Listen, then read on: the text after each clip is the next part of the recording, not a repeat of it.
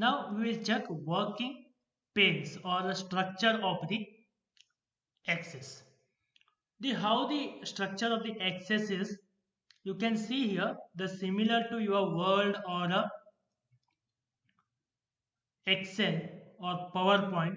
Here also we have a menu bar where we can use the different menus, okay, different type of the tools. Here it is there in a menu bar.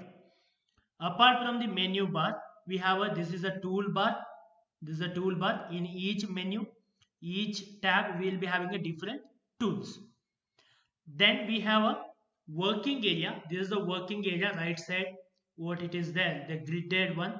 This is a working area, and this is a navigation pane. We are calling it as a navigation pane. If you click on this arrow mark, okay, it will be hidden navigation pane.